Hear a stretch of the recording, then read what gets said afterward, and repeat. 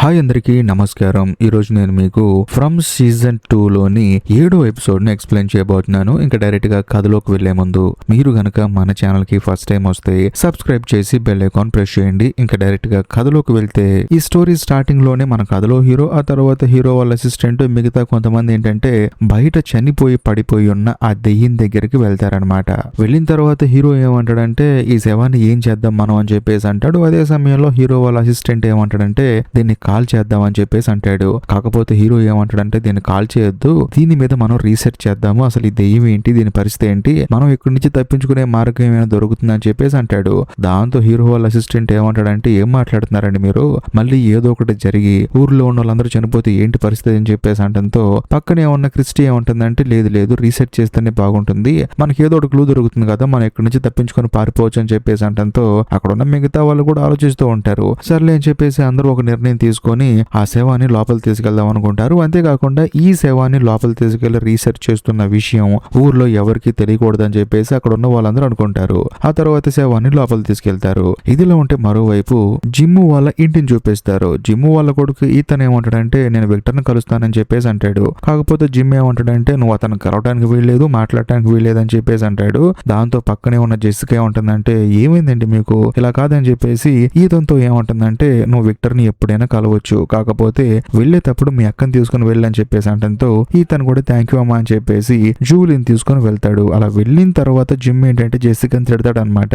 నీకేమైంది, నీకు నేను వెళ్ళొద్దంటే వాడిని పంపిస్తావేంటి అని చెప్పేసి అంటంతో అలా కాదండి, ఇప్పుడు మీరు వద్దన్నారు, వాడు ఎలాగైనా సరే వెళ్ళి కలవాలని చెప్పేసి మనకి తెలియకుండా వెళ్ళి కలుస్తాడు, అలాంటప్పుడు మనమే పర్మిషన్ ఇచ్చి పక్కన అమ్మాయిని పంపిస్తే సేఫ్ గా ఇంటికి తిరిగి వస్తాడు కదా అని చెప్పేసి అంటుంది. దాంతో జిమ్ ఏమంటాడంటే వాడు ఒక పిచ్చోడు, డబ్బాలో గన్ను పెట్టుకొని తిరుగుతున్నాడు, అలాంటి వాడి దగ్గరికి పెళ్ళని పంపించడం కరెక్ట్ అంటావా అని చెప్పేసి అంటంతో అప్పుడు జెసికా ఏమంటుందంటే చూడండి ఈ రోజు నేను బతికి బయటపడ్డాను అంటే దానికి కారణం ఆ పిచ్చోడే, అందులోను లోపల తను లేకపోతే నేను ఎప్పుడో చనిపోయేదాన్ని, ఈ రోజు నా ఇద్దరు పిల్లలు తల్లిలేని అయిపోయేవాళ్ళు, కాబట్టి అతని పిచ్చోడు గిచ్చోడు అనమాకండి, అతను మంచోడే, ఆ విషయం మీకు అర్థం కావట్లేదు అని చెప్పేసి అంటంతో జిమ్ ఏమంటాడంటే నీకు అర్థం కావట్లేదు, మనందరి మీద రీసెర్చ్ చేస్తున్నారు, మనల్ని ఇక్కడ పెట్టేసి మనతో ఫుట్బాల్ ఆడుకుంటున్నారు అని చెప్పేసి అంటాడు. అప్పుడు జెసికా ఏమంటుందంటే చూడండి మీకు నేను చెప్పేది అర్థం కావట్లేదు, మీరు గనక నేను టనల్లో ఏదైతే చూసానో దాన్ని గనక చూసుంటే మాత్రం ఈ మాటలు మాట్లాడరు, ఎందుకంటే లోపల చాలా దయ్యాలు ఉన్నాయని చెప్పేసి అంటంతో జిమ్ ఏమంటాడంటే నీకు అర్థం కావట్లేదు, అదంతా వాళ్ళు చేసిన సెటప్, నువ్వు ఆ సెటప్ నిజం అని చెప్పేసి నమ్మేస్తున్నావు అని చెప్పేసి అంటాడు.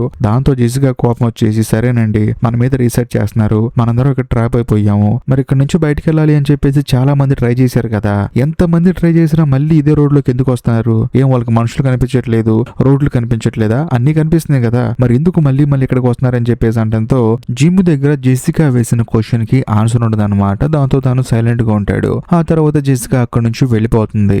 ఇదిలా ఉంటే మరోవైపు బయట ఉన్న శవాన్ని లోపల తీసుకొచ్చి పెడతారనమాట. కాకపోతే హీరో వాళ్ళ అసిస్టెంట్ కి ఒక డౌట్ వస్తుంది, కాదండి మీ శరీరంలో ఉన్న పురుగులు వీడి శరీరంలోకి వెళ్ళిపోయాయి కాబట్టి వీడు చనిపోయాడు, అందులో ఇప్పుడు వీడు చనిపోయాడు కాబట్టి వీడి శరీరంలో ఉన్న పురుగులు బయటకు వస్తే మనందరి పరిస్థితి ఏంటని చెప్పేసి అంటంతో అలా ఏం కాదులే అని చెప్పేసి హీరో అంటూ ఉంటాడు. కరెక్ట్ గా అదే సమయంలో మేరీకి ఏంటంటే వామిటింగ్స్ వస్తూ ఉంటాయి అనమాట. బేసికల్ గా అమ్మాయి ఏంటంటే ఇంతకు ముందు మత్తు పదార్థాలకి బాగా బానిస అయిపోయింది కదా, దానికి కావాల్సిన ట్రీట్మెంట్ తీసుకుంది, బట్ ఇక్కడికి వచ్చిన తర్వాత ట్రీట్మెంట్ లేదు, అందులోనూ మెడిసిన్స్ కూడా లేవు. సో దాని వల్ల ఏంటంటే ఇంతకు ముందు తీసుకున్న మెడిసిన్స్ వల్ల తనకి సైడ్ ఎఫెక్ట్స్ వచ్చేసి తనకి వామిటింగ్స్ అవుతూ ఉంటాయి. ఇదిలా ఉంటే మరోవైపు జిమ్ చూపిస్తారు. మనోడు ఏంటంటే సరదాగా బయటకు వచ్చిన తర్వాత సడన్ గా తన నెత్తి మీద ఒక డ్రోన్ వెళ్తుంది. ఎవడ్రా ఈ డ్రోన్ పంపించిందని చెప్పి చూస్తే పంపించింది ఎవరో కాదు, ర్యాండల్ గాడ్ అనమాట. అంటే బస్సులో ఉంటాడు కదా అతని పేరు ర్యాండల్ అనమాట. తన దగ్గరికి వెళ్తాడు. అందులోనూ ఈ జిమ్ వాళ్ళ భార్య జెసికా లోపల ఇరుక్కుపోయింది అన్నప్పుడు బస్సులోంచి ఫస్ట్ పరిగెత్తుకుంటూ వచ్చింది మనోడే. అందుకని తన దగ్గరికి వెళ్ళి థ్యాంక్ యూ చెప్తాడు. అంతేకాకుండా ఈ డ్రోన్ కనుక నేను అనుకున్నంత హైట్ వెళ్తే మాత్రం ఖచ్చితంగా మనం ఇక్కడ నుంచి బయటపడే ఛాన్స్ ఉంది, కాబట్టి ఈ డ్రోన్ ఎంత హైట్ వెళ్తుందని చెప్పేసి అంటంతో ఆ ర్యాండల్ కూడా అడుగుతాడు ఎలా బయటపడతాం మనం ఇక్కడ నుంచి అని చెప్పేసి. ఇదిలా ఉంటే మరోవైపు విక్టర్ ని చూపిస్తారు. మనోడు ఏంటంటే ఇంటికి దగ్గరగా చెట్లు వచ్చేస్తున్నా లేదా అని చెప్పేసి కొలుస్తూ ఉంటాడు అనమాట. సడన్ గా అదే సమయంలో విక్టర్ దగ్గరికి ఈతన్ వెళ్తాడు. వెళ్ళిన తర్వాత క్యాజువల్ గా మాట్లాడుతూ ఉంటాడు. కాకపోతే విక్టర్ మాత్రం పట్టించుకోడు అనమాట. వెంటనే ఈతన్ ఏమంటాడంటే ఏమైంది నాతో మాట్లాడవా అని చెప్పేసి అంటంతో అప్పుడు విక్టర్ ఏమంటాడంటే అలా ఏం కాదు, నేను ఎవరితో అయితే క్లోజ్ గా ఉంటానో ఎవరితో అయితే ఇష్టంగా ఉంటానో వాళ్ళు నాకు దూరం అయిపోతున్నారు, అందుకని నీకు ఏదన్నా అవుతుందని చెప్పేసి భయం వేసి మాట్లాడలేదని చెప్పేసి అంటంతో ఈతన్ కూడా సైలెంట్ గా ఉంటాడు. సరే నేను వెళ్ళిపోతుందని చెప్పేసి అక్కడ నుంచి వెళ్ళిపోయేటప్పుడు విక్టర్ ఏమంటాడంటే కొలవటానికి ఇక్కడ చాలా చెట్లు ఉన్నాయి, నాకు హెల్ప్ చేస్తావా అని చెప్పేసి అంటంతో ఈతను కూడా తప్పకుండా హెల్ప్ చేస్తానని చెప్పేసి అంటాడు. ఇదిలా ఉంటే మరోవైపు జిమ్ ని ఆ తర్వాత ర్యాండల్ ను చూపిస్తారు. వీళ్ళిద్దరు ఏంటంటే జిమ్ కి ఇంతకు ముందు వెహికల్ ఉంది కదా, ఈ సిరీస్ స్టార్టింగ్ లోనే ఆ వెహికల్ కి యాక్సిడెంట్ అయింది కదా, అక్కడికి వీళ్ళిద్దరు వెళ్తారనమాట. ఎందుకంటే ఆ వ్యాన్ లో రేడియో ఉంటుంది, అందులోని రేడియో కోసం యాంటీనా ఉంటుంది, దాన్ని తీసుకొని బయట వాళ్ళని కాంటాక్ట్ అవుదాం అని చెప్పేసి వీళ్ళ ప్లాన్ అనమాట. అలా అని చెప్పేసి లోపలికి వెళ్లి వ్యాన్ లోపల వెతుకుతూ ఉంటారు, వీళ్ళకి దొరుకుతుంది. అదే సమయంలో జిమ్ ర్యాండల్ తో ఏమంటాడంటే నాకెందుకో మనందరినీ ఈ ఊర్లో పడేసి మన మీద ఎవరో రీసెర్చ్ చేస్తున్నారని చెప్పేసి నాకు అనిపిస్తుంది, నీకు కూడా ఏమనిపిస్తుంది అని చెప్పేసి అంటంతో ర్యాండల్ కూడా అవును కదా అని చెప్పేసి అంటాడు. బేసికల్ గా జిమ్ ఏంటంటే ఈ మాట ఊర్లో ఉన్న వాళ్ళకి ఎవరికి చెప్పినా సరే వాళ్ళు నమ్మట్లేదు, కానీ ర్యాండల్ మాత్రం అవును కదా నాకు కూడా అదే అనిపిస్తుంది అని చెప్పేసి అంటాడు. ఇదిలా ఉంటే మరోవైపు క్రిస్టీ ఏం చేస్తుందంటే చనిపోయిన ఆ దెయ్యానికి ఆటోప్సీ చేస్తుంది అనమాట. సరే అని చెప్పేసి మెల్లగా కట్ చేస్తే సడన్ గా ఆ దెయ్యం చెయ్యి లెగుస్తుంది, దాంతో అందరూ భయపడతారు. కాకపోతే క్రిస్టీ ఏమంటుందంటే లేదు లేదు ఆ నరాన్ని కట్ చేస్తే అలాగే చెయ్యి లెగుస్తుంది, మీరేం కంగారు పడకండి అని చెప్పేసి అంటంతో అక్కడి నుంచి పాపం హీరో వాళ్ళ అసిస్టెంట్ బయటకు వచ్చేస్తాడు, కోపంగా వచ్చేస్తాడు అనమాట. నా వల్ల కాదురా బాబు దారుణం చూడటం అని చెప్పేసి. అదే సమయంలో మనోడికి శ్రద్ధ చెప్పడానికి క్రిస్టీ కూడా వెనకాల వస్తుంది. వచ్చిన తర్వాత అప్పుడు హీరో వాళ్ళ అసిస్టెంట్ చెప్తాడనమాట, చూడు నువ్వు నన్ను ఇష్టపడినా ఇష్టపడకపోయినా నువ్వంటే నాకు చాలా ఇష్టం, కానీ ఆ శవాన్ని కట్ చేసే ప్రాసెస్ లో శవం లోపల ఉన్న పురుగులు బయటకు వచ్చి నిన్ను కొడితే మాత్రం నేను తట్టుకోలేను, అందుకే నాకు బాధ అనిపించింది బయటకు వచ్చేసానని చెప్పేసి అంటాడు. ఆ తర్వాత క్రిస్టీ ఏముంటుందంటే చూడు మనం ఇక్కడి నుంచి తప్పించుకోవాలంటే ఏదో ప్రయత్నం చేయాలి కదా, ఏమి చేయకుండా ఇలాగే కూర్చుంటే ఎక్కడే చచ్చిపోతాం మనందరం అని చెప్పేసి క్రిస్టీ లోపలికి వెళ్దాం పదా అని చెప్పేసి అంటుంది. కాకపోతే హీరో వాళ్ళ అసిస్టెంట్ మాత్రం నేను రాను నా వల్ల కాదని చెప్పేసి అంటాడు. క్రిస్టీ కోపం వచ్చేసి సరే నేను వెళ్తానని చెప్పేసి లోపలికి వెళ్ళిపోతుంది. ఇదిలో ఉంటే మరోవైపు మేరీని చూపిస్తారు. బేసికల్ గా మేరీ ఏంటంటే ఇంతకు ముందు వామిటింగ్ చేసుకుంది కదా, తాను ఏంటంటే పడుకుంటుంది, ఇప్పుడు తనకి మెలకు వస్తుంది. సర్లే అని చెప్పేసి మెలకు వచ్చిన తర్వాత క్రిస్టీని పిలుస్తుంది, తానేంటంటే ఉండదన్నమాట. ఎక్కడికి వెళ్ళిందని చెప్పేసి తను మెల్లగా బయటకు వచ్చి చూస్తే ఎవ్వరూ కనిపించరు. సర్లే అని చెప్పేసి ఆ శవం దగ్గర ఉన్నారని చెప్పేసి లోపలికి వెళ్ళి చూస్తే లోపల శవం కనిపించదు. దాంతో ఈ అమ్మాయికి ఏంటంటే భయం స్టార్ట్ అవుతుంది అనమాట. పరిగెత్తుకుంటూ బయటకు వస్తుంది. కరెక్ట్ గా అదే సమయంలో హీరో వస్తాడు. కాకపోతే వీళ్ళిద్దరికి ఎదురుగా ఆ శవం నుంచి ఉంటుంది, వీళ్ళ వైపు పరిగెత్తుకుంటూ వస్తూ ఉంటుంది. అందులోని హీరో ఏంటంటే కన్ను తీసుకొని కాలుస్తూ ఉంటాడు, కాకపోతే ఆ శవం మాత్రం వస్తూనే ఉంటుంది. కట్ చేస్తే ఇప్పుడు దాకా మేరీకి ఏంటంటే కల వచ్చిందనమాట.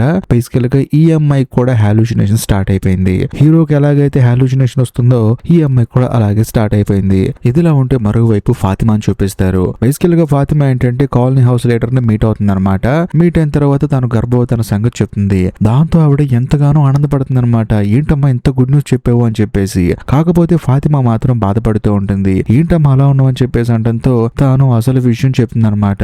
బేసికల్ గా ఇంతకు ముందు నేను ఊరు రాకముందు నాకు అసలు పిల్లలు పుట్టే అవకాశం లేదని చెప్పేసి డాక్టర్లు చెప్పారండి, అలాంటిది ఇక్కడికి వచ్చిన తర్వాత నాకు పిల్లలు పుడుతున్నారు, నాకేం అర్థం కావట్లేదు, ఒకవేళ నాకు దెయ్యం పుడుతుందేమో అని చెప్పేసి అంటంతో ఆవిడ ఏమంటుందంటే నీకేమైనా పిచ్చి పట్టిందా అమ్మా, ఎప్పుడైనా సరే నువ్వు ఈ ఊర్లోకి వచ్చిన తర్వాత ఇక్కడ లాగ్ అయిపోతానని చెప్పేసి అనుకున్నావా, ఒకవేళ రాత్రి అయితే దెయ్యాలు వచ్చేసి మనుషులు తింటే అని చెప్పేసి ఎక్కడైనా విన్నావా, ఇలాంటివి వినలేదు కదా, ఇది కూడా అంతేనమ్మా, నీ అదృష్టం కొద్దీ భగవంతుడు నీకు పిల్లల్ని ఇస్తున్నాడు, దానికి నువ్వు ఆనందపడాల్సింది పోయి బాధపడుతున్నావా, ఎందుకమ్మా అలా ఉన్నావు అని చెప్పేసి ఫాతిమాకి ఈ లేడీ ఏంటంటే ధైర్యం చెప్పి ఈ విషయాన్ని నీకు ఇష్టమైన వాళ్ళకి ధైర్యంగా చెప్పు అని చెప్పేసి అంటుంది. ఇదిలా ఉంటే మరోవైపు జెడ్ అలాగే జెసికా కూర్చొని మాట్లాడుకుంటూ ఉంటారు. జెసికా ఏంటంటే ఆ గుహలోకి వెళ్ళొచ్చిన తర్వాత ప్రతి ఒక్క విషయాన్ని చెప్పింది అనమాట. కాకపోతే జెడ్ మాత్రం పెద్దగా పట్టించుకోడు. నేను అన్ని చెప్పినా కూడా నువ్వు పట్టించుకోవేంటని చెప్పేసి అంటే జెడ్ ఏమంటాడంటే ఇప్పుడు నువ్వు ఏదైతే చెప్తున్నావో అవన్నీ నేను అనుభవించాను, ఈ ఫోటో చూడని చెప్పేసి ఆ ఫోటోలో ఉన్న వ్యక్తి కూడా నాకు కనిపించాడు, మరి ముఖ్యంగా ఈ సింబల్స్ కూడా నాకు కనిపిస్తున్నాయి, నేను ఎప్పుడైతే ఈ ఊరు వచ్చానో అప్పటి నుంచి నాకు అవన్నీ జరుగుతున్నాయి, నీకు ఇప్పుడు కొత్తగా జరుగుతుంది అంతే అని చెప్పేసి అంటంతో జెసికాకి మైండ్ బ్లాక్ అయిపోతుంది అనమాట.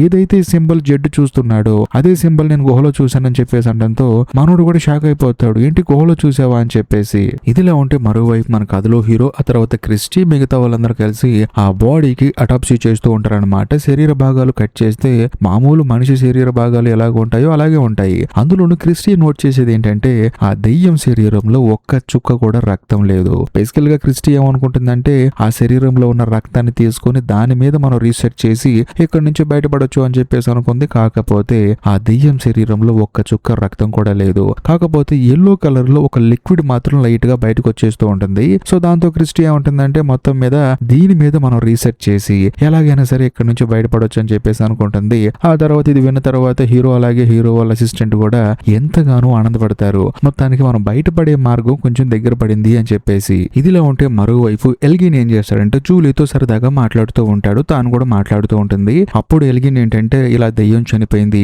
దాని మీద వీళ్ళందరూ రీసెర్చ్ చేస్తుంది, ప్రతిదీ అమ్మాయికి చెప్తాడనమాట. దాంతో అమ్మాయి కూడా అవునా అని చెప్పేసి అంటుంది. అందులో నా అమ్మాయి ఏమంటుందంటే మనం ఎప్పుడెక్కడి నుంచో బయటపడతామో నాకేం అర్థం కావట్లేదు అని చెప్పేసి తనతో జాలీగా మాట్లాడుతూ ఉంటుంది. కాకపోతే ఎల్గిన్ ఏమంటాడంటే నేను ఈ ఊరు వచ్చేటప్పుడు సడన్ గా నాకు ఒక కళ వచ్చింది, ఆ కళ వచ్చిన తర్వాతే బస్సులో గందరగోళం చేశాను, దాంతో వాళ్ళు బస్సు ఇక్కడే ఆపేశారు, ఆ తర్వాత మేము ఇక్కడే స్టక్ అయిపోయాము, కాకపోతే నాకు వచ్చిన కళ కూడా నాకు గుర్తు లేదు, అసలు ఏ కళ వచ్చిందో నాకేం అర్థం కావట్లేదు అని చెప్పేసి జూలీతో తన ప్రాబ్లం మొత్తం చెప్పుకుంటాడు. దాంతో జూలీ ఏమంటుందంటే ఇప్పుడు నీకేంటి, నువ్వు కన్న కళ నీకు గుర్తు రావాలి అంతే కదా, అందులో నీకు బీచ్ అంటే చాలా ఇష్టం అని చెప్పేసి ఇంతకు ముందు నాకు చెప్పావు కదా, నువ్వు ఒక పని చేయి, బాతు టబ్లో శుభ్రంగా నీళ్లు నింపుకో, ఆ తర్వాత బాతు టబ్లో పడుకో, అది కూడా చెవులు మునిగిపోయేంతగా పడుకో, కేవలం మూతి మొహం మాత్రమే బయట ఉండాలి, ఆ సమయంలో కళ్ళు మూసుకొని నువ్వు బీచ్ లో ఉన్నాను అని చెప్పేసి అనుకో, ఆ తర్వాత నీకు మెల్లమెల్లగా అన్ని గుర్తొస్తాయని చెప్పేసి అంటంతో ఇదేదో బాగుందని చెప్పేసి ఎల్గిన్ కూడా ఇంటికి వెళ్తాడు. వెళ్ళిన తర్వాత నీళ్లు నింపుకుంటాడు, ప్రశాంతంగా పడుకుంటాడు. సడన్ గా తనకి మ్యూజిక్ వినిపిస్తుంది. ఇదేంట్రా ఇదని చెప్పేసి చూస్తే హీరోకి ఆ తర్వాత మేరీకి కనిపించిన ఆ బాక్స్ ఉంది కదా, సేమ్ అదే బాక్స్ కనిపిస్తుంది అనమాట. అందులోనూ మనోడికి ఏం అర్థం కాదు ఏం జరుగుతుందో. కట్ చేస్తే ఉన్నట్లుండిగా ఒక దెయ్యం వచ్చేసి ఎల్గిన్ గొంతుని నొక్కేస్తుంది. దాంతో మనోడికి ఎలాగలా కొట్టేసుకుంటూ ఉంటాడు. ఇంతటితో ఎపిసోడ్ అయిపోతుంది. ఈ వీడియో కనుక మీకు నచ్చినట్లయితే ఖచ్చితంగా లైక్ చేయండి. అంతేకాకుండా ఇలాంటి మరిన్ని ఎపిసోడ్స్ మీరు మిస్ అవ్వకుండా ఉండాలంటే మన ఛానల్ ని సబ్స్క్రైబ్ చేసి బెల్ ఐకాన్ ప్రెస్ చేయండి. బాయ్.